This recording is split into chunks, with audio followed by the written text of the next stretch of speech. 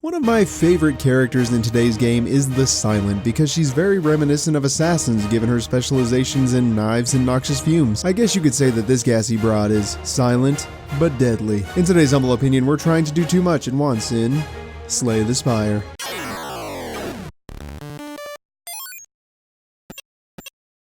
Contrary to what you might believe, Slay the Spire isn't just some command to be issued to a lover amidst an intense bedroom role-playing session. Much like the usage of such a command, however, it will force you to confront some pretty terrible and uncomfortable truths wrought from your own hubris. For you, that may mean figuring out where your wife came into possession of a plus 12 maw of unrelenting suckage. For me, it's the daunting realization that my body is aging and can no longer efficiently handle a full day's worth of work after only 2 hours of sleep for 3 consecutive days because I must die one day and my corporeal form is already making arrangements. Thanks, Slay the Spire. Though those examples are colorful, they aren't far from the truth. As a roguelike centered around the mechanics of instance-based deck building, you can bet your sweet ass that it's going to be filled to the brim with choices, trade-offs, and managing resources so meager that it makes perusing the dollar menu with 8 whole quarters in your pocket seem kingly in comparison. And you'd probably get to keep your sweet ass, though all bets run the risk of being wrong thanks to the presence of miracles. Every decision in this game has the hilarious potential to prostrate you before the gods of fortune as punishment for your sin of ever having thought a good idea were capable of crossing your mind. Now, I've given the use of randomness some shade in past reviews, and I've laid claim that utilizing it is conducive to subpar gameplay, but in this specific instance, I've got to say that Slay the Spire is the perfect example of luck-based gameplay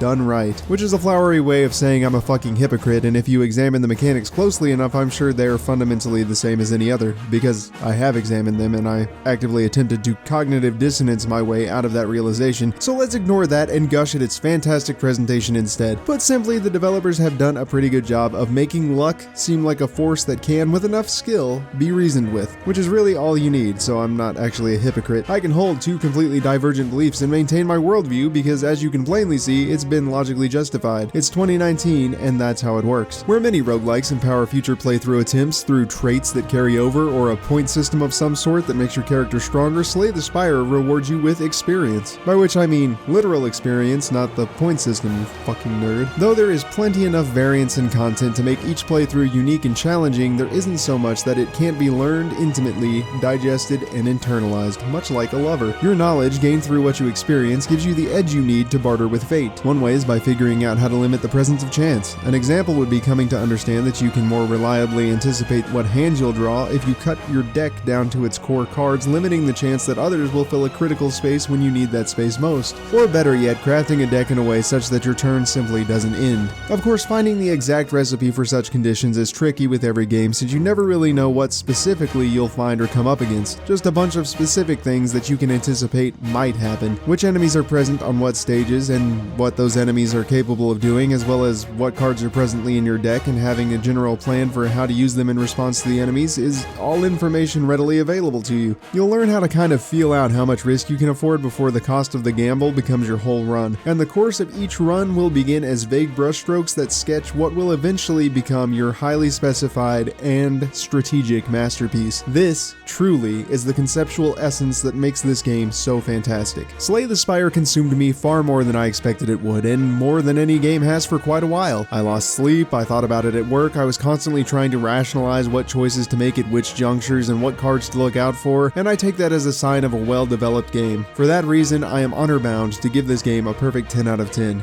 With such a strong conceptual implementation running as its engine, a control system so pants-on-head simple that even a fledgling roguelike aficionado could pick it up with ease, and a learning curve that is hands-off, natural, and smooth as silk, it's no wonder that it's so powerfully hypnotic. The controls are as simple as click the card with the desired effects and drag it onto its target, and you start out with the easiest cards to grasp. If you're going to add cards, you have no choice but to add them one at a time. You have to click on a symbol on a map to progress, so you learn quickly what they must mean. Everything is taught to you one step at a time. On top of that, the replayability is essentially endless. Not only do they have an ascension system that makes the game more challenging as you continue to dive into it, it's got 3 characters with noticeably different playstyles among one another, as well as within themselves based on which cards and traits you decide to emphasize and play around. And there's rumors of a 4th on the way. But if that sort of roster simply doesn't impress you, it's got mods, and they're pretty easy to use themselves. That's not even mentioning the specialized daily run challenges. I wish I could spend more time complimenting this piece of shit game, but I've got to go blow another 600 hours into it instead of working on my YouTube channel, so thank you so much for watching, and special thanks to Mega Crit Games for ruining my life. I'd say the Spire has been slain, but it looks like you're still in the process of actively killing it.